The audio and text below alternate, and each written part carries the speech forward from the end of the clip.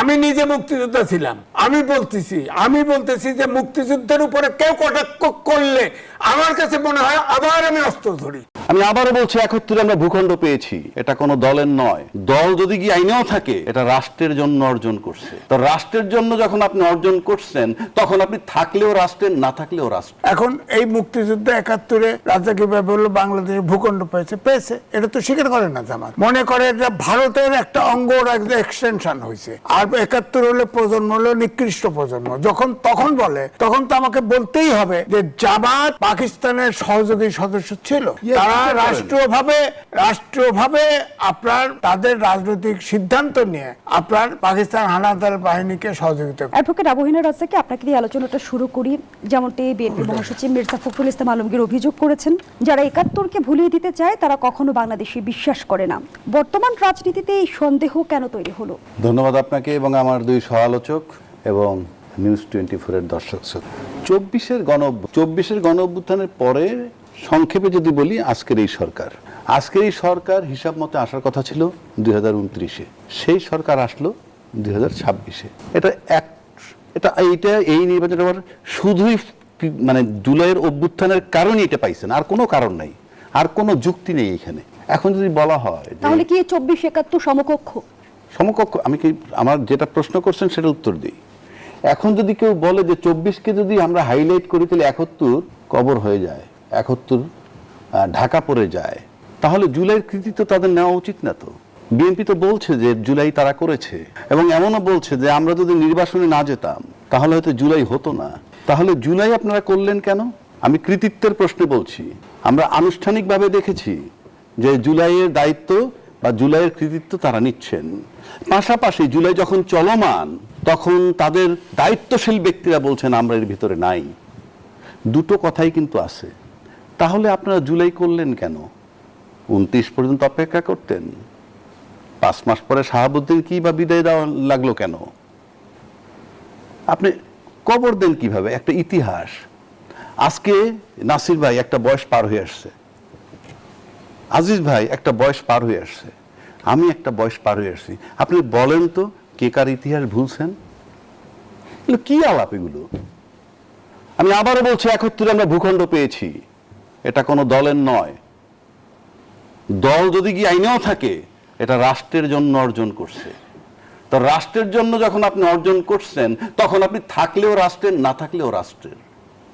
কিন্তু স্বাধীনতার ৫৩-৫৪ বছর পর এই ভূখণ্ড যখন স্বাধীন হওয়ার পর থেকে একটা পরিবার বা একটা দল দখল করে রাখছে একচ্ছত্রভাবে।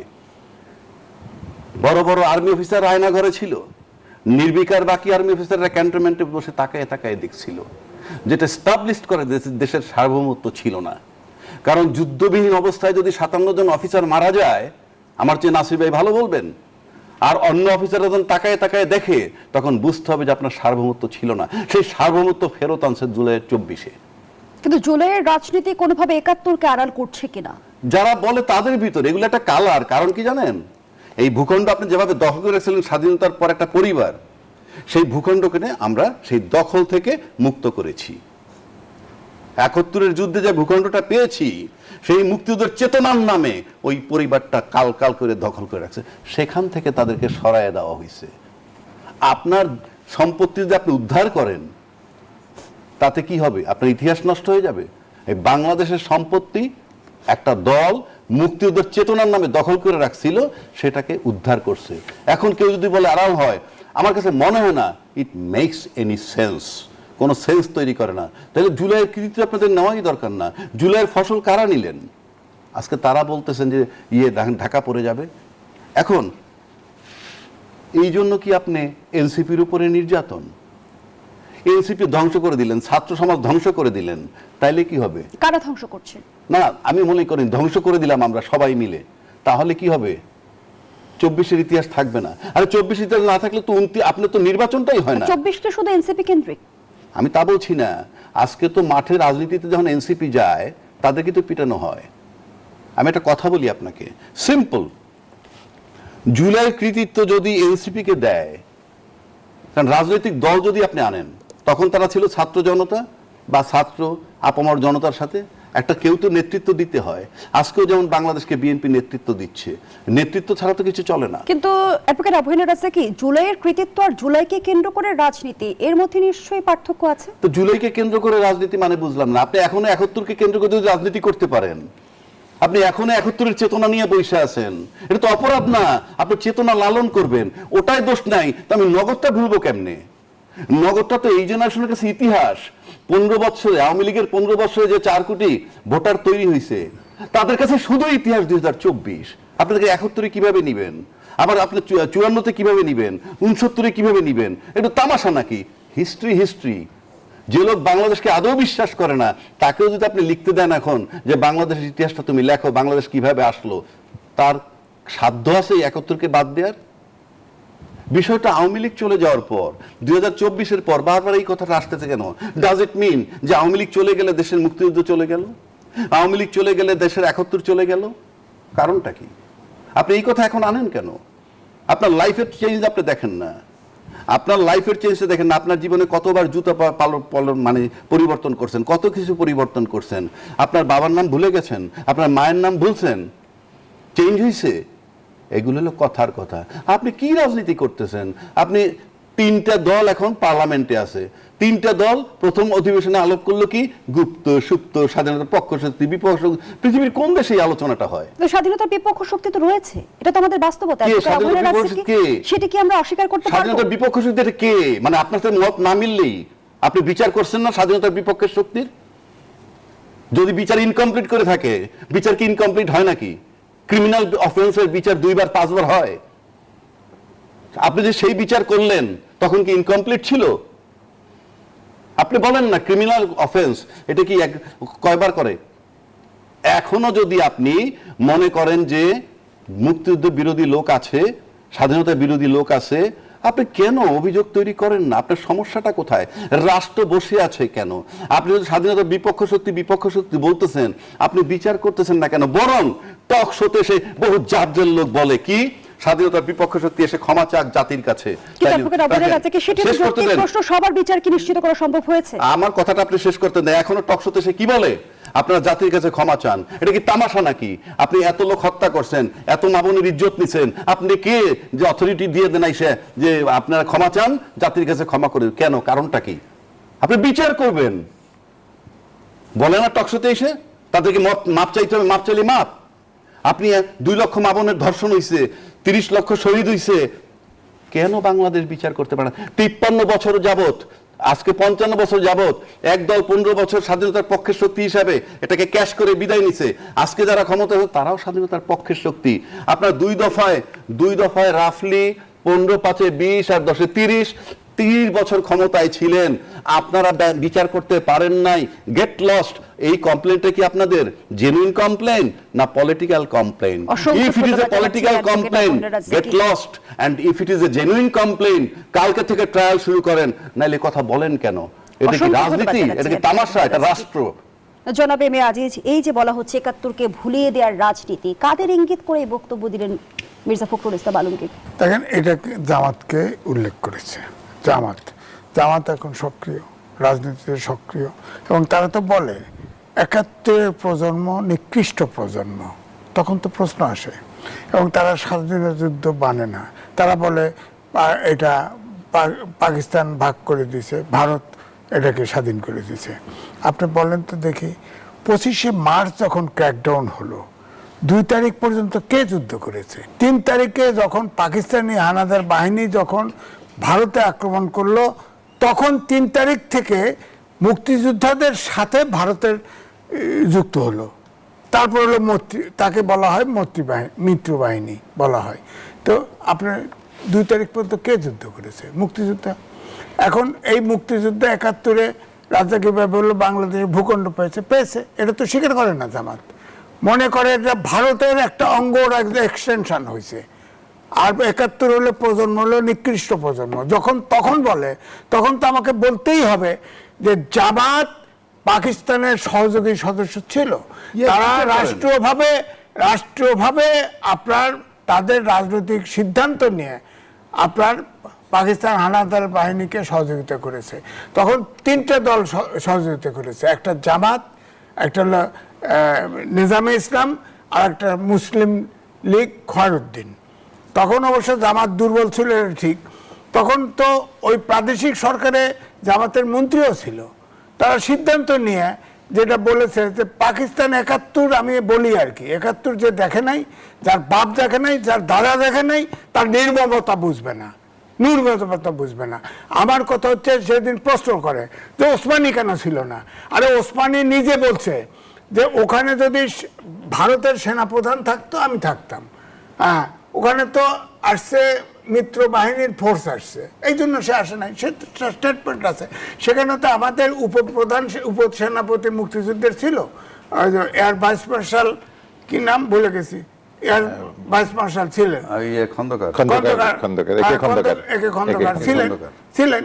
তো সেখানে তো বলা হয়েছে যে সারেন্ডারিং ডকুমেন্ট, যে ডকুমেন্ট আমার কাছে আছে, অরিজিনাল ডকুমেন্ট আমার কাছে আছে, অক্সিলারি ফোর্স সহ পাকিস্তানি হানাদার বাহিনী সারেন্ডার করেছে। অক্সিলারি ফোর্স মানে আমরা বলি রাজাকার, রাজাকার তো অক্সিলারি ফোর্স না, রাজাকার গরিব দুঃখী মানুষ, বেতনভুক্ত কর্মচারী ছিল।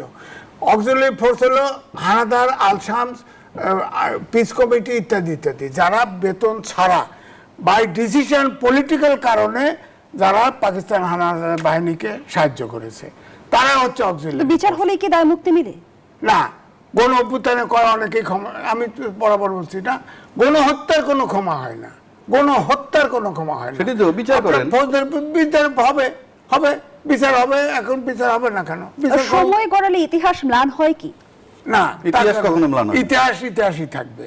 ইতিহাস, বাংলাদেশ আছে, বাংলাদেশের ভূখণ্ড আছে, ইতিহাস থাকবে, ইতিহাস থাকবে।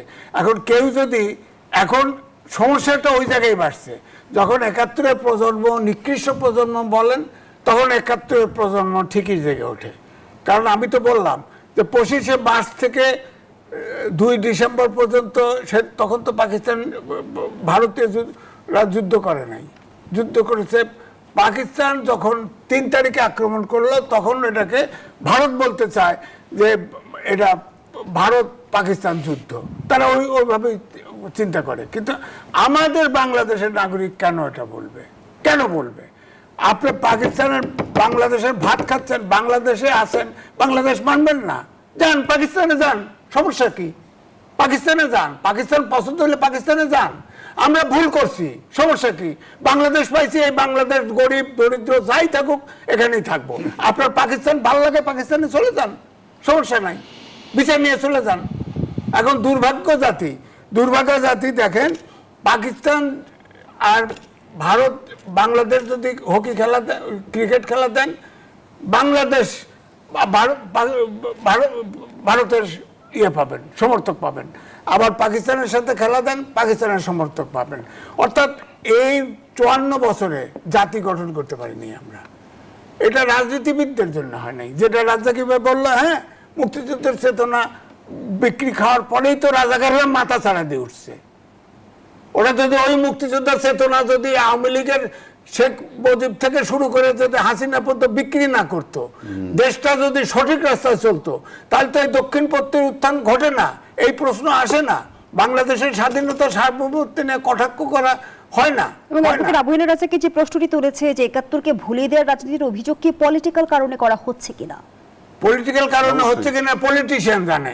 অনেক সূচকে দেশ আগাচ্ছে, পলিটিক্যাল সূচক পিছাচ্ছে, পলিটিশিয়ান জানে। আমি আমার কথা বলবো, আমি নিজে মুক্তিযোদ্ধা ছিলাম, আমি বলতেছি যে মুক্তিযুদ্ধের উপরে কেউ কটাক্ষ করলে আমার কাছে মনে হয় আবার আমি অস্ত্র ধরি। সেদিন দেখে নাই তো, ১৪ পুরুষ দেখে নাই মুক্তিযুদ্ধে কিভাবে বিড়ম্বনা হয়েছে, কত লোক হত্যা করছে, ধরে ধরে নিছে। আরে রাজাকারের মেয়েরা এটাকে তাদেরকেও ধরে নিছে পছন্দ হইলে, এটা দেখে নাই। ওরা এখন ভুলে গেছে। পিস কমিটি, শান্তি কমিটি, আল শামস, আল বদর যারা ছিল, তাদের মেয়েদেরকেও ধরে নিছে। যুদ্ধের ভয়াবহতা অথবা নির্মমতা হয়তো আমরা এই প্রজন্ম চিন্তাও করতে পারবো না, কল্পনাও আনতে পারবো না। আমি বক্তব্য হচ্ছে ২৪শে ৫ই আগস্টে আন্দোলন হয়েছে, অস্বীকার করি না। অনেক ছাত্র জনতা জীবন দিয়েছে, অস্বীকার করি না। এটাও একটা ফ্যাসিবাদের বিরুদ্ধে। কিন্তু ৭১ আর ২৪কে এক কাতারে দাঁড় করিয়ে কারা সুবিধাভোগী হতে চাইছে? শোনেন, এই রাজ্জাকি ভাইয়ের বয়স, আমার বয়স, ওনার বয়স যা, এই ২৪ হলো এই শিশু। 24 আর 71-এর তুলনা যে করে তাকে সোজা বুক করে পাকিস্তানে পাঠায় দেওয়া উচিত। সোজা বুক করে পাঠায়, তার বাংলাদেশে থাকার কোনো অধিকারই নাই। আপনি বলেন যে জুলাই অস্বীকার করছে কি? বিএনপি বলছে, উনি তো অ্যাডভোকেট, বিএনপি বলছে, আগে বলছে যে তারা যেটা স্বাক্ষর করেছে সেটা অটল নসর রিসেন্ট সহ তারা সেটা বাস্তবায়ন করবে, ওটা বাদ দিয়ে। এখন তো বলতেছে যে জুলাই সনদ তারা অক্ষর অক্ষরে বাস্তবায়ন করবে। তার জন্যে হাইকোর্টে একটা রায় দিছিল, তখন রায়ের বিরুদ্ধে আপিল হয়েছে, তখন কাজে রায় বিরুদ্ধে আপিল করছে, এটা মানে জুলাই সনদের বিরুদ্ধে। এখন তো সুপ্রিম কোর্ট রায় দিছে, সুপ্রিম কোর্ট 7-এর ক খ বাতিল করে দিছে, নীতি আদর্শ এবং জুলাই চার্টার সব সংসদের কাছে দিছে বিচার। এখন সংসদে বসেন, কমিটি বসেন, বসে দেখেন যদি বিএনপি সংস্কারে বাধা দেয়, হ্যাঁ, তাহলে অবশ্যই আমরা তার পক্ষে বলবো। আপনার কমিটি, আমি অপোজিশন লিডারকে বলতে শুনলাম, হ্যাঁ কমিটি করেন, 50-50 রাখেন, সমান সমান। কেন রাখবে? কেন রাখবে? সংসদে একজনের 2/3 মেজরিটি, কমিটি করছে 12 জনের, 7-5-12। আপনি 5 জন যান, 5 জন যা আর্গু করেন, যদি না মানে সেটা এসে মাঠে বলেন, আমরা আপনার পক্ষে বলবো। অসংখ্য ধন্যবাদ জানাচ্ছি জনাব এ বি আজিজ, ধন্যবাদ জানাচ্ছি ডক্টর নাসিরউদ্দিন আহমদ। ইতিহাস প্রশ্নে আমাদের রাজনৈতিক দলগুলো কি দ্বৈত মানদণ্ড অনুসরণ করছে? প্রসঙ্গ করে আমি বলেছিলাম যে ব্রিটিশরা একটা জিনিস আমাদেরকে শিখিয়ে দিয়ে গেছে, ডিভাইড অ্যান্ড রুল। যখনই আন্দোলন হবে, যখনই কোনো একটা ন্যায্য কথা কেউ বলার চেষ্টা করবে, একটা সংগঠিত হবে, ওখানে একটা বিভাজন তৈরি করো, বিভাজন তৈরি করলেই সেটা ওই তারা যুদ্ধ করবে, মাঝখান দিয়ে ফায়দা নেওয়া যাবে হচ্ছে যারা যে ক্ষমতায় মসনদে বসে আছে তারা। আপনি মুক্তিযুদ্ধ দিয়ে শুরু করেছেন, মুক্তিযুদ্ধের প্রথম 4টা ক্রাইটেরিয়া কি ছিল? কোন চেতনার উপরে বা কোন পিলারের উপর দাঁড়িয়ে আমরা মুক্তিযুদ্ধ ছিল? গণতন্ত্র, সমাজতন্ত্র, আমাদের ধর্মনিরপেক্ষতা বা অসাম্প্রদায়িকতা এবং জাতীয়তাবাদ। তার কোনটার মূল্যায়ন আমরা গত 55 বছরে সঠিকভাবে করতে পেরেছি? গণতন্ত্র, সমাজতন্ত্র আপনি বাদ দেন, এটা বিশ্বব্যাপী এটা কবর রচিত হয়ে গেছে বলা যায়, সেটা বাদ দেন, সেটা আমাদের একটা হয়তো ভুল ছিল। কিন্তু পরবর্তীতে ধর্ম নিয়ে আমরা বিভাজন তৈরি করেছি। তারপরে কি করেছি? জাতীয়তাবাদ নিয়ে বিভাজন করেছি, কে বাঙালি কে বাঙালি না, কে বাংলাদেশি, এটা নিয়ে আমাদের বিভাজন তৈরি হয়েছে। তারপরে এসছে আপনাদের এই সমাজতন্ত্র তো বললাম, ধর্মনিরপেক্ষতা গেল, জাতীয়তাবাদ গেল, এবার আসলো গণতন্ত্র। এই গণতন্ত্র নিয়ে আমরা কি করলাম? গণতন্ত্রের বহুবিধ রূপ দেখলাম। 72 সালে যদি শুরু করেন আপনি, 72 সালে জাসদের টুটি চেপে ধরা হলো, সেটা কি মুক্তিযুদ্ধের চেতনা ছিল? তখন যেভাবে রক্ষী বাহিনী দিয়ে মানুষকে ধরা হতো, সেটা কি মুক্তিযুদ্ধের চেতনা ছিল? এরপর আসে 75-এর কিলিং হলো, তারপরে দেশের একটা পরিবর্তন হয়ে গেল, সামরিকতন্ত্র আসলো, সেনা শাসনের একটা আবরণ তৈরি হলো, তারপর সৃষ্টি হলো আবার 17 বছর মুক্তিযুদ্ধের চেতনার নামে, বিচারের নামে। এই হত্যাকাণ্ডের বিচার, বঙ্গবন্ধু হত্যাকাণ্ডের বিচার, স্বাধীনতা বিরোধীদের বিচার, বিচারের নামে আমরা দেখলাম যে অনেক কিছু করা হলো। এই স্বাধীনতার 50 বছর পূর্তি, জাতির জনকের 100 বছর পূর্তি, এই সমস্ত পূর্তিতে কোটি কোটি টাকা খালি মানে লুটপাট হলো। এই মুক্তিযুদ্ধ চেতনার নামে কতগুলো গবেষণা হয়েছে, সেই গবেষকদের আজকে কোথায়? ওরা কই? তাদের কি গবেষণার জন্য কত টাকা নিয়েছিল? এখনই আপনি পত্রপত্রিকা দিলে পাবেন যে তারা কোটি কোটি টাকা নিয়ে গেছে, গবেষণা কিছুই করে নেই, এখন সেগুলো পেন্ডিং অবস্থার মধ্যে আছে। এইটা কেন করা হয়? এগুলো হচ্ছে যে মানুষকে, যারা ক্ষমতায় থাকে তাদের একটা ম্যাকিয়াভেলি শিখে দিয়ে গেছে বহু বছর আগে, যে ফোকাস ডাইভার্ট করো। আমি ক্ষমতায় কিভাবে আছি, আমি কি করছি না করছি, আমি কি ন্যায্য কাজ করছি, আমি কার সাথে চুক্তি করছি, কাকে করিডোর দিচ্ছি, কার সাথে কোথায় আমি সশস্ত্র বাহিনী, নৌবাহিনী পাঠাচ্ছি, কোথা থেকে আমদানি করছি, বোয়িং কিনছি কিনা, হ্যাঁ, এত ট্যারিফ বসাই দিল, তার বিরুদ্ধে আমি কিছু করছি কিনা, ব্যবসায়ীদের পক্ষে দাঁড়াচ্ছি কিনা, এলএনজি আসছে কিনা, আমার ইন্ডাস্ট্রি চলছে কিনা, আমার লেখাপড়ার মান কোথায় যাচ্ছে, বাচ্চারা আজকে কেন চাকরি পাচ্ছে না, কোথায় যাচ্ছে, এগুলো নিয়ে কথাবার্তা বলার আগেই এমন কিছু একটা টপিক তুলে দাও, ওইটা নিয়ে তারা ইয়েতে থাকুক। ঠিক একই কথা হয়েছে আপনার মুক্তিযুদ্ধ নিয়ে। আমি মানে কষ্ট লাগে কোন জায়গায়, এই তরুণ প্রজন্মের কাছে আমাদের প্রত্যাশা ছিল, প্রচন্ড প্রত্যাশা ছিল, যারা যখন এই ধরনের কথাবার্তা বলবে, ঠিক আছে আপনি আপনার কথা বলেছেন, শ্রদ্ধার সাথে আপনার কথার সাথে আমরা একমত হলাম অথবা হলাম না, কিন্তু আপনি কেন আজ পর্যন্ত এই কাজটা করতে পারলেন না? বিসিএস এর একটা কি নিরপেক্ষ নির্বাচনের ব্যবস্থা করেছেন আপনি? 17 জন প্রশাসক দিয়েছেন কি মুক্তিযুদ্ধের চেতনার উপরে ভিত্তি করে? মুক্তিযুদ্ধের চেতনা কি এটা ছিল যে আমি চুজ এন্ড পিক করব, আমি ওপেন কম্পিটিশন করে কম্পিটেন্ট লোককে আনবো না, আমার দলীয় বিবেচনার লোক আনবো, আমি প্রশাসককে বসাবো। আমার যত জায়গাতে সিটি কর্পোরেশন নির্বাচন বলেন বা অন্যান্য নির্বাচন আছে, আগে আমি একজনকে দাঁড় করাবো, সে কিছু কাজ করে জনপ্রিয়তা করবে, কিছু লোককে খুশি করবে, কিছু লোকের ফান্ড তৈরি করে দিবে, তারপর আমি নির্বাচন দিব। এটা মুক্তিযুদ্ধের চেতনা ছিল। তার মানে বিভাজন প্রতিনিয়ত মানুষের- আমাদের ক্ষতিগ্রস্ত করে গেছে। অবশ্যই ক্ষতিগ্রস্ত করেছে, এবং এগুলো হলো আমি মনে করি টোটালি এটা হলো মানুষের ফোকাস ডাইভার্ট করার কথাগুলো। এবং দেশ ধ্বংস করার পায় তারা এগুলো। এবং ডক্টর যখন আপনি নাসিরুদ্দিন দেখবেন আহমদ, আপনি নিশ্চয় অবগত আছেন মোদী সরকারের এবার স্পষ্ট বার্তা, ভারতে বসে রাজনৈতিক কর্মকাণ্ড চালাতে পারবেন না শেখ হাসিনা। জানতে চাই এতদিন পরে বোধের উদয় হলো নাকি এই বার্তার পেছনে কোনো রহস্য লুকিয়ে আছে? এবার মোদী সরকারের স্পষ্ট বার্তা, ভারতে বসে রাজনৈতিক কর্মকাণ্ড চালাতে পারবেন না শেখ হাসিনা, বোধের উদয় হলো নাকি এই বার্তার পেছনে অন্য কোনো রহস্য লুকিয়ে আছে? এটা একটু প্রেক্ষাপটটা যদি বলি, যে ভারতের সংসদেও কিন্তু এই প্রশ্নটা এসছে যে শেখ হাসিনা কোন অধিকারে এখানে আছেন এবং তার স্ট্যাটাসটা কি। এবং বিশেষত পশ্চিমবঙ্গে যখন বিজেপি জয়লাভ করলো এবং মমতা ব্যানার্জি হেরে গেলেন, তখন এই প্রসঙ্গটা খুব জোরে সোরে এসছিল এখানে। এখন যে কথার ইদানিং সেই বর্তমান প্রেক্ষাপট যেটা, যে পার্লামেন্টে আলোচনার প্রেক্ষিতে সরকারিভাবে যে বক্তব্যটা এসছে, তখন স্বাভাবিকভাবে প্রশ্ন আসে যে এটা কি এখনকার স্ট্যান্ড? কিছুদিন আগেও তো উনি রাজনৈতিক কর্মকাণ্ড ঘোষণা দিয়েছেন, এমনকি উনি প্রকাশ্যে ঘোষণা দিয়েছেন, রয়টার্সকে একটা সাক্ষাৎকার দিয়েছেন যে আমি ডিসেম্বরে দেশে ফিরব। তারপরে এর আগে আমি বর্ডারের কাছাকাছি আছি, টুপ করে ঢুকে যাব। এই ধরনের বক্তব্যগুলো তো উনি দিয়েছেন। তাহলে তখন কি উনি এগুলো রাজনৈতিক কর্মকাণ্ড করেন নাই? তার নেতাদেরকে উদ্বুদ্ধ করেন নাই? একটাকেও ছাড়া হবে না, দেখে দেখে সবগুলাকে বিচার করা হবে, এগুলো কি উনি বলেন নাই? তার কর্মীদেরকে উজ্জীবিত করার জন্য বিভিন্ন বার্তা দেন নাই? এখনো তো আমরা শুনি যে উনি অমুক জায়গাতে অমুকের সাথে ফোনে কথা বলছেন, অমুক জায়গাতে উনি বার্তা দিচ্ছেন, এই ধরনের কথা। এগুলো তো সবকিছু হয়ে আসছে। তো তখন উনি কি এগুলো রাজনৈতিক কর্মকাণ্ড তাহলে কিভাবে করলেন? একটা সিম্পল প্রশ্নের উত্তর, রয়টার্সকে একজন মানুষ যিনি এখন ওখানে আশ্রয়ে আছেন, তিনি যে সাক্ষাৎকারটা দিলেন সেটা কি ভারত সরকারের অনুমতি নিয়ে দিয়েছিলেন? রয়টার্স অনুমতি পেয়েছিল তাকে সাক্ষাৎকার নেওয়ার, নাকি উনি ভারতকে জিজ্ঞেস করেছিলেন যে আমি রয়টার্সকে সাক্ষাৎ দিতে পারবো কি পারবো না? সুতরাং এইগুলো হচ্ছে সব তাদের ভিতরে ভিতরে অ্যারেঞ্জমেন্ট, ফ্রেন্ডলি ম্যাচ হচ্ছে, যখন যেটা বলে যাকে থামানো যায়। এই সমস্ত রাজনৈতিক প্রেক্ষাপটগুলো আমাদেরকে বহুত বিরক্ত করে। এগুলো আমাদের জন্য আসলে এখন ফোকাস হওয়া উচিত না। একজন শেখ হাসিনা এখানে ছিলেন, তার বিচার হয়েছে, দরকার হলে আরো বিচার হবে, উনি আইনগতভাবে যত সুযোগ সুবিধা দাবিদার সেটা করতে উপভোগ করতে পারবেন, এটাই আমাদের কাছে প্রত্যাশিত। কিন্তু যেটা আমাদের খারাপ উদাহরণ আছে সেটা হচ্ছে যে দেখেন, বাংলাদেশে আমি অনেকগুলো টকশোতে বলেছি, আবারও বলছি, কোনো রাজনৈতিক নেতার শেষ পরিণতি ভালো হয়নি। আমরা যদি প্রথম রাষ্ট্রপতি, প্রথম অস্থায়ী সরকারে যে তাজউদ্দিন সাহেব ছিলেন এবং সৈয়দ নজরুল ইসলাম সাহেব ছিলেন, চার নেতা, all killed, Sheikh Mujib killed, Ziaur Rahman killed, Ershad jailed, Khaleda Zia jailed, তারপর মঈনুদ্দিন ফখরুদ্দিন দেশ থেকে চলে গেছে, তারপরে শেখ হাসিনা পালিয়ে গেছে। আরোই কিন্তু পরিণতিটা শেষ হয় না, এক নম্বর। আর দুই নম্বর হচ্ছে শেখ হাসিনা জেলে রাখবেন আপনি, জেল কি নিরাপদ? এই আজকে তরুণ সমাজের ভিতর থেকে আন্দোলন যে আমি চুপ্পু এখানে কেন, ক্যান্টনমেন্টের ইট খুলে ফেলা হবে, পশুর নাম উচ্চারণ করে গালিগালাজ করা হয়েছে।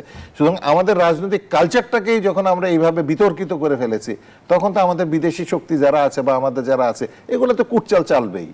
তোমাদের নিজেদের ভিতরেই তো গন্ডগোল। সুতরাং তারা ইচ্ছা মতো তাদের বাউন্স বল করে যাচ্ছে এখানে, যাতে করে আমরা আঘাত পাই, ক্রিকেটের ভাষায়। জনাব এবি আজিজ, যেমনটি আসলে ভারত সরকার বলছে ভারতের মাটি ব্যবহার করে অন্য কোনো দেশের বিরুদ্ধে রাজনৈতিক কার্যক্রম পরিচালনা করতে দেয়া হবে না, তাহলে ভার্চুয়াল বৈঠক, বিবৃতি, সাক্ষাৎকার এগুলোকে রাজনৈতিক কর্মকাণ্ডের বাইরে? আরো একটি বিষয় যদি স্মরণ করিয়ে দেয়, অন্তর্বর্তী সরকারের তরফ থেকে কিন্তু সেই সময়ে কিন্তু ভারত সরকারের কাছে অনুরোধ করা হয়েছিল যে ভারতে বসে শেখ হাসিনা যেন কোনো বক্তব্য দিতে না পারে, কিন্তু সেই অনুরোধ তখন রাখা হয়নি। অন্তর্বর্তীকালীন সরকারের সময়ই ভারতের সাথে যে সম্পর্কের টানাপোড়েন সেটা সৃষ্টি হয়েছে। কারণ তারা সেভেন সিস্টার ভেঙে দেওয়া, অমক দেওয়া, হিমালয় থেকে সব বাংলাদেশের অঞ্চল, এইসব কথা বলে বলে ভারতের সাথে সম্পর্ক একদম খারাপ করে দিয়েছিল। আমার কাছে এখন মনে হচ্ছে, আমি যেটা আগে বলেছি, এই যে শেখ হাসিনা যে আপনার ইন্টারভিউগুলো দিল অ্যাজ এ সাংবাদিক, আপনি কোনো রিপোর্টার দেখেছেন? কোনো ভয়েস দেখেছেন শেখ হাসিনার? কোনো শেখ হাসিনার কোনো আত্মীয় স্বজন, বোন, ছেলে, মেয়ে বা রাজনৈতিক তাদের নেতা, তাদের সাথে দেখেছেন? দেখেন নাই। তো এটা তো একমাত্র বৃহৎ দেশ ভারতে গদি মিডিয়া আছে। গদি মিডিয়া মানে নরেন্দ্র মোদীর অনুগত সাংবাদিক আছে। রয়টারের রিপোর্টার সর্বশেষ এফপির কাছে সাক্ষাৎকার দিয়েছে শেখ হাসিনা, সেটা তো ওখানে রয়টার তো ভারতের প্রতিনিধি আছে, সে হয়তো ওখানে পশ্চিমা দেশে তো লবিস্ট নিয়োগ করা হয়, লবিস্টের মাধ্যমে হয়তো দিয়ে দিছে। আমি বিশ্বাস করি না যে শেখ হাসিনা এগুলো বলছে।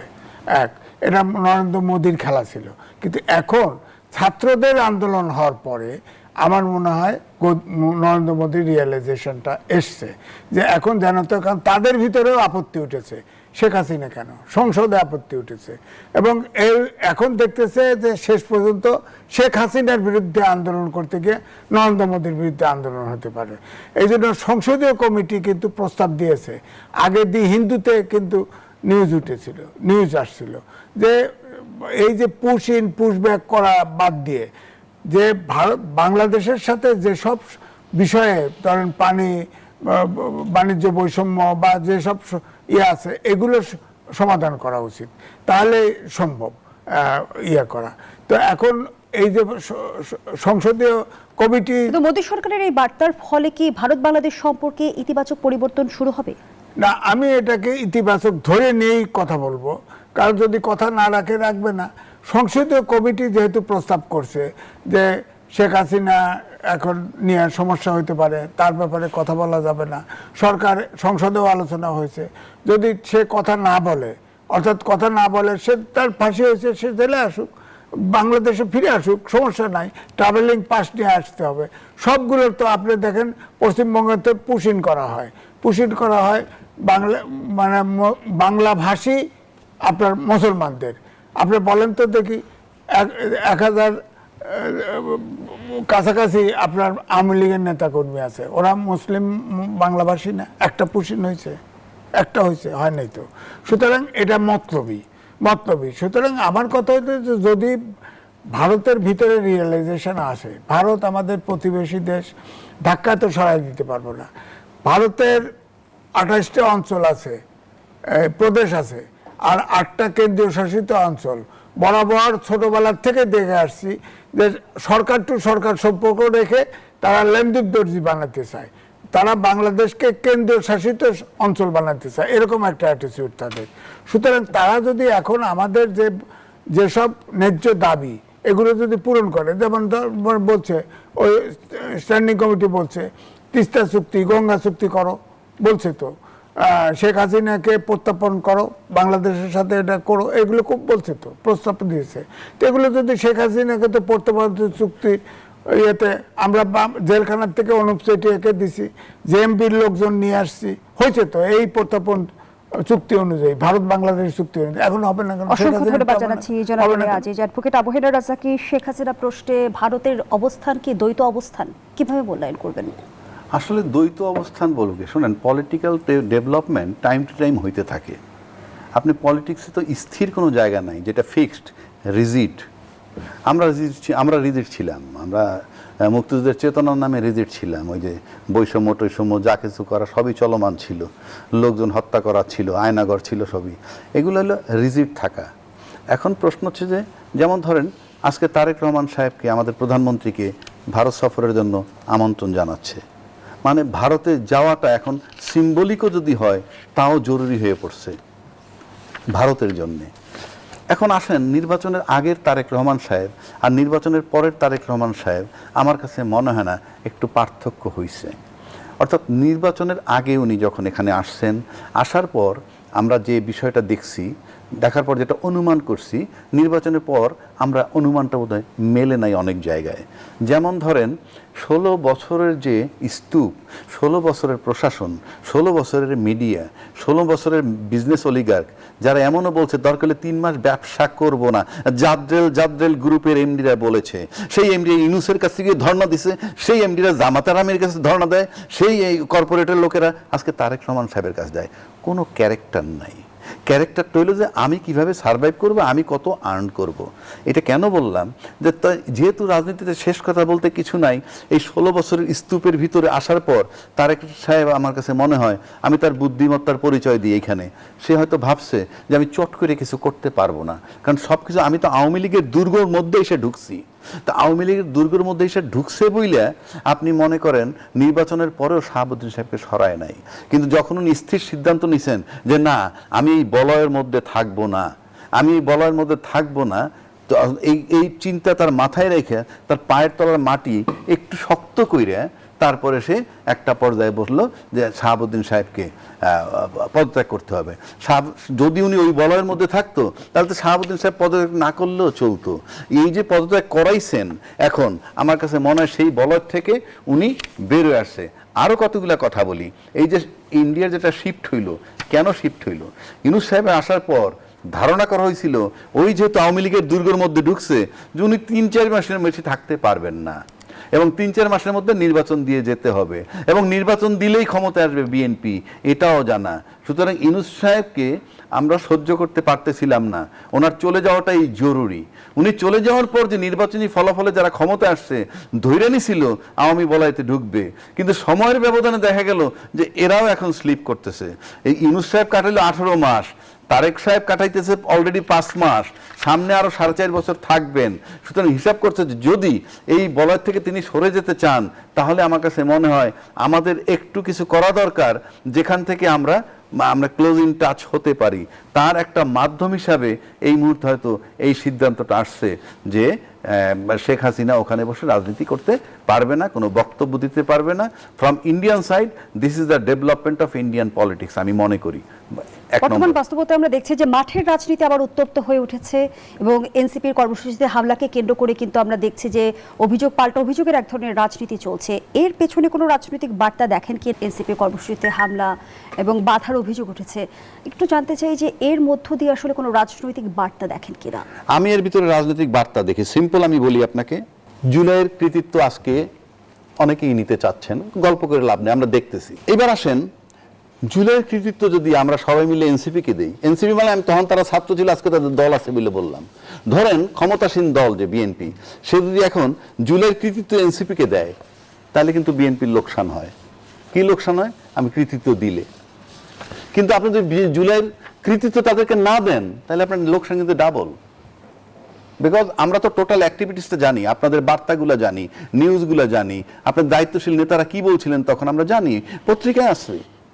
সুতরাং কৃতিত্ব যদি এনসিপিরে দেয় তাহলে তাদের লোকসান হয়, আর যদি না দিয়ে নিজেরা নিতে চায় তাহলে তাদের ডাবল লোকসান হয়। Because the whole world is open, আজকে সবকিছু ওপেন। আপনি পত্রিকায় কি লিখবেন না লিখবেন ইম্যাটেরিয়াল, চারিদিকে সোশ্যাল মিডিয়া, ডিজিটাল যুগ। এইবার আসেন পিটাইলে কি হয়, পিটাইলে কি হয় সেটাই আসেন। পিটাইলেও কিন্তু এনসিপির লাভ হয়। কেন জানেন? এনসিপি আলোচনায় থাকে, এনসিপি পিটাচ্ছে, কেউ বলতেছে বেয়াদব, কেউ বলতেছে ভাষা ঠিক নাই, ইত্যাদি ইত্যাদি। বিগত 16 বছর আওয়ামী লীগ কিন্তু বিএনপিকে টর্চার করেই মাঠে জিয়াইয়া রাখছে। যদি কোনো শব্দ ব্যয় না করতো বিএনপিকে জিয়াইয়া রাখতে পারতো না। তাহলে এনসিপি নেতাকর্মীরা কেউ কেউ কি আসলে আলোচনায় থাকতেই উস্কানিমূলক বক্তব্য দিচ্ছে? উস্কানিমূলক বক্তব্যের বিষয়, সে তো রাজনৈতিক বক্তব্য দিচ্ছে। যদি এটা আপনার কাছে উস্কানিমূলক হয়, এটা যদি কোনো আইনের ব্যত্যয় ঘটায়, কোনো আইন বিরোধী বলে থাকে, go for action in accordance with law, there is law. আপনার আমি গালি দিব, এতে যদি আপনার মানানি হয়, কিংবা আপনার সাথে সম্পর্কে বাজে কথা বলবো, এটা যে আইনের ব্যত্যয় ঘটে, আইন আছে না? অফকোর্স আইন আছে। আপনি আইন আনতে পারেন কিনা সেটা দেখেন। এখন আসেন, যদি তাদের বক্তব্য, নাসিরুদ্দিনের বক্তব্য, নাসিরুদ্দিন বেয়াদব, বাজে কথা বলে, এটাকে যদি আপনি আইনের আওতায় আনতে পারেন, বাধাটা কোথায় আপনার? যদি আপনি তা না আনতে পারেন তাহলে তৃতীয় ব্যক্তিগত আক্রমণ কিংবা চরিত্র হরণ কি রাজনৈতিক বক্তব্যের অংশ হতে পারে? আমি তো সেটাই বলুন, যদি না হয় আপনি অ্যাকশনে যান না কেন? আপনি তো আইন দিয়ে যাবেন। Try to understand my point. আমি তার সাফাই গাচ্ছি না। এটা যদি সে না দিতে পারে, আইনে যদি বার থাকে, তাহলে আপনি তাহলে আইনে অ্যাকশন নেন। 1, 2, তারপরে যখন তার উপরে হামলা হয় তখন আপনি দায়িত্বশীল দলের লোকেরা যদি বলে এই হামলা আমরা করি নাই, সাধারণ লোকে করছে, তো সাধারণ লোকে যদি করে এটা বেআইনি কিনা? আর সাধারণ লোকে যদি করে আপনারা বক্তব্য দেন না কেন, এটা নিন্দা করেন না কেন? সে কারণে বললাম, আপনি যদি তাদেরকে পিটান মাঠে, তাতেও কিন্তু দেশ জাতির কাছে তারা পরিচিত হচ্ছে, আছে মাঠে। 1, 2, যদি না পিটান, কাজে ওই যে পিটান যে, তাতেও তাদের লাভ হচ্ছে। আর যদি না পিটান তাহলে কমফোর্টেবলি তারা সারা দেশে ঘুরবে আর জনমত তৈরি করবে। কেন জনমত তাদের পক্ষে কেন থাকবে সেটাও বলি। আপনারা প্রতিশ্রুতি দিছিলেন গণভোটের আলোকে জুলাই সনদ বাস্তবায়ন করবেন। কিন্তু আপনারা করছেন না। এই যে 15 বছরের যে প্রজন্মের যে 4 কোটি ভোটার, তাদের কিন্তু মাথায় আছে, তাদের মনে আছে। সুতরাং আপনাদের মাঠে তারা যায়, সমাবেশ করে, রাজনৈতিক স্রোত তাদের পক্ষে আসবে। আর যদি টর্চার করেন, সেটা দিয়েও টিকে রাখবেন বোতই। অর্থাৎ আমি সিম্পল শেষ করে দিচ্ছি, আপনি যদি দেখেন একটা হাড়ির থেকে ফোঁটা ফোঁটা পানি ঝরে, রাত শেষে কিন্তু হাড়িটা খালি হয়ে যায়।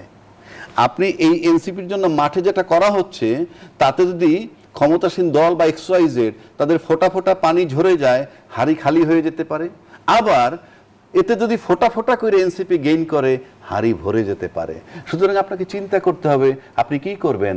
গণতন্ত্রকে গণতন্ত্র দিয়ে মোকাবেলা করতে অসংখ্য হয়, ধন্যবাদ জানাচ্ছি গণতন্ত্রকে মারামারি করে মোকাবেলা করতে জনাব হয়। এম এ আজিজ হামলার শিকার হওয়ার পর নাসিরউদ্দিন পাটোয়ারি বলেছেন, শেখ হাসিনা আমাকে রিমান্ডে নিয়েছিল, তাকে দেশ থেকে তাড়িয়েছি। তারেক রহমান, আপনিও বড় ভুল করেছেন, এজন্য আপনাকে কাফফারা দিতে হবে, এমন কাফফারা যা আপনি কল্পনাও করতে পারবেন না। আপনি আমার ব্যক্তিগত রক্ত ছড়িয়েছেন, আমি এটাকে ব্যক্তিগতভাবে নিয়েছি। এই যে এনসিপি নেতাকর্মীদের বক্তব্য কিংবা বিবৃতি, সেটা কি আসলে কতটুকু রাজনৈতিক, কতটুকু উস্কানি বলে? না, প্রথমে এই প্রশ্নেরই বলি, ধরেন এখন তাকে গ্রেপ্তার করা হলো, তারপরে তখন রাজ্জাকের ভাইয়ের মতো মানুষ করে বিচার করলো না কেন? বিচার তো নাই। এখন তো আইনের শাসন, সুশাসন তো তৈরি হয় নাই। যদি আইনের শাসন তৈরি হয়ে থাকে, তাহলে জুলাই সনদের উপরে তো রায় দিয়েছে সুপ্রিম কোর্ট, সেটা কেন মানেন না? সেটা মানেন না কেন? আমার কথা হলে একটা মানবেন আর একটা মানবেন না, তা তো হবে না। এই নাসিরউদ্দিন পাটোয়ারি, হাসনাত, সাজিদ, এদেরকে রাজনীতির থেকে এলিমিনেট করা উচিত। এলিমিনেট করা, কারণ এরা দুর্বৃত্ত, এরা কোনো রাজনৈতিক ভাষা জানে না, এরা কোনোভাবেই, আপনি বলেন তো দেখি, তারেক রহমানের ব্যক্তিগত, তার মেয়ে নিয়ে, তার ওয়াইফ নিয়ে ব্যক্তিগত কথা বলে, তাদের জন্ম নিয়ে কথা বলে।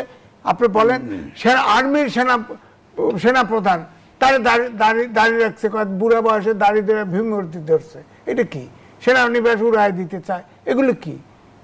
এখন তো রাজ্জাক ভাই ঠিকই কইছে, এখন সেনাবাহিনীর তো উচিত একে ধরে নিয়ে পাঙ্গা মারা। সেনাবাহিনী তো ওই জায়গায় নাই। কিন্তু বাক স্বাধীনতা মানে কি আমি যা খুশি তা বলতে না, পারি? এইটাই তো আমার কথা হলো, যদি এরা বৈষম্য বিরোধী না, এনসিপি বৈষম্য বিরোধী ছাত্র আন্দোলন একটা, এনসিপি আর একটা, মনে রাখেন। এনসিপি বৈষম্য বিরোধী ছাত্র আন্দোলনের ব্যানারে আন্দোলন হয়েছে, সেখানে আমরা ছিলাম। ধরেন শেষ দিন পর্যন্ত আমিও টকশোতে, আওয়ামী লীগের 5 বছরে আবার শেষের দিকে 2-1 কথা বলছে, আমি তার ভিতরে একজন। আমি তো এই আন্দোলনকে সমর্থন করছি। আমি হয়তো আর একজন ফিল্ডে যা যুদ্ধ করছে, আমি টকশো করে ওপিনিয়ন তৈরি করছি। তো আমার কথা হচ্ছে, সেটা তো একটা জনযুদ্ধের মতোই ছিল। সেখানে নারী, পুরুষ, শিশু সব মারা গেছে, সব মারা গেছে। বৈষম্য বিরোধী ছাত্র আন্দোলন, তারা যদি ধরেন নেপালের মতো আন্দোলন করে, তারা যদি অরাজনৈতিক থাকতো, প্রেশার গ্রুপ হিসেবে থাকতো, তাহলে কিন্তু অবশ্যই দেশে কাজে আসতো। এখন ধরেন তারা রাজনীতি করছে, বয়স হয়েছে 18 বছরের উপর, রাজনীতি করতে পারে। কিন্তু আপনার কথা বলতে, আমার কাছে ভিডিও ধরা আছে, কতজনের টাকা হয়েছে, টাকা পয়সা, যারা প্রত্যেকটা ইউনিসে এই জাতিকে, তরুণদেরকে ধ্বংস করে দিয়েছে, প্রত্যেকটা মিনিস্ট্রিতে বসায় দিয়েছে, প্রত্যেকটা সংস্কার কমিশনে বসায় দিয়েছে, এখান থেকে টাকা পয়সা কামাইছে। এরে ধরো, এরে মারো, এরে মারো। এখন শুরু হয়েছে রাজনৈতিক দলের নেতাগুলোকে হ্যারাস করা, নানাভাবে থ্রেট করা, এবং সেনাবাহিনীর প্রধান পর্যন্ত থ্রেট করা। এগুলো কি? অস্ত্র আছে, অস্ত্র চলে না কেন? 24-এর নাকি অস্ত্র লুট করা, তাকে ধরে না কেন? পাটোয়ারিকে ধরা উচিত। এই অস্ত্র 24-এর অস্ত্র গেছে কোথায় সে যে বলছে, তাকে ধরে গ্রেপ্তার করে না কেন? এটা তো ফৌজদারি অপরাধ, সে বলছে। তারপরে সে জীবনে দেখে দিবে, আবার 5 বছর সময় দিছে। আরে 5 বছর তো সরকার 5 বছর আছে। অসংখ্য ধন্যবাদ জানাচ্ছি জনাব এম এ আজিজ, ধন্যবাদ জানাচ্ছি ডক্টর নাসিরউদ্দিন আহমদ। যেমনটি এনসিপির আহ্বায়ক নাহিদ ইসলাম বললেন, দেশের বিদ্যমান রাজনৈতিক অর্থনৈতিক সংকট মোকাবেলায় জাতীয় ঐক্যের বিকল্প নেই। এই মুহূর্তের রাজনৈতিক বাস্তবতায় জাতীয় ঐক্যে মূল বাধা আসলে কি? মূল বাধা আমি যেটা মনে করি সেটা হচ্ছে যে আমার স্বার্থ আমি কতটুকু বিসর্জন দিব জাতির স্বার্থে, এইখানে হলো কথা। যে আমি সবার আগে কি আমার দেশকে সত্যি আমি চাই, সবার আগে কি আসলে সত্যি একটা সুন্দর বিচার ব্যবস্থা চাই, একটা সুন্দর দুর্নীতি দমন কমিশন চাই, সুন্দর একটা যেটা বাংলাদেশ কর্ম কমিশন যেটা আছে সেটা চাই। এই ভাবনাগুলোকেই আমি যদি এই প্রশ্নগুলো সামনে নিয়ে আসি, তাহলে দেখা যাবে যেটা সবচেয়ে বড় বাধা হলো এইটাই, স্বার্থের দ্বন্দ্ব। স্বার্থের দ্বন্দ্ব। আমি সবার আগে আমার নিজের স্বার্থ যদি দেখি, আমি যদি তারপরে আমার দলের স্বার্থ দেখি, তারপর ওই দুইটা স্বার্থ উদ্ধার হওয়ার পরে যদি কিছু বাকি থাকে তাহলে আমি দেশের কথা বলবো, দেশের মানুষের কথা বলবো। এটা যদি মনোবৃত্তি হয় তাহলে কখনোই জাতীয় ঐক্য হবে না। জাতীয় ঐক্য হবে না। জাতীয় ঐক্য একটা আঙ্গুলের হিলানিতে হয়ে যায়, একটা শব্দের উপর একটা জাতীয় ঐক্য হয়ে যায়। ককরোচ একটা শব্দ দিয়ে একটা জাতীয় ঐক্য হয়ে গিয়েছিল, রাজাকার বাচ্চা তাও একটা online-এ। শব্দের উপর হয়ে গেছে। তাও online-এ। তো এগুলো জাতীয় ঐক্য করার জন্য একটা গ্রাউন্ড লাগে। আমরা তো সেই গ্রাউন্ডটাই তৈরি করতে পারছি না। আমরা সেই গ্রাউন্ডটা তৈরি তো করতে পারছি না, এবং শুরুতেই যে বক্তব্য দিয়ে শুরু করেছিলাম, ডিভাইড এন্ড রুল, খালি এদের মধ্যে লাগাই দাও, ঝগড়া যুগের পর লাগাও, যুগ আমরা ঝগড়া লাগাও। বিভাজনের খেসারত দেখেছি, তারপর আমরা কেন শিক্ষা নেই না? শিক্ষা নেই না, এটাই তো আমাদের কথা হচ্ছে সবচেয়ে বড় সমস্যা হলো যেটা, যে আমাদের এখন খুব অল্পে আমরা আমাদের কেনা যায়, আমাদের জাতীয় চরিত্রের এটা একটা সমস্যা আছে একদম পূর্বপুরুষের পক্ষ থেকে। এখানে যে অতি অল্পে আমরা বিক্রি হয়ে যাই, এক। দুই নম্বর হচ্ছে যে আমাদের ইতিহাসগুলা যেটা পড়ে আমাদের তরুণ প্রজন্ম শেখার কথা, আমাদের শিক্ষা নেওয়ার কথা, সেই ইতিহাসগুলাই বিকৃত হয়ে যায়। ইতিহাস আন্তর্জাতিকভাবে এটা স্বীকৃত যে ইতিহাস লেখা হয় বিজয়ীদের হাত ধরে, বিজয়ীদের বয়ানে ইতিহাস লেখা হয়, আর আমাদের দেশে ইতিহাস লেখা হয় হলো তোষামোদের বয়ানে।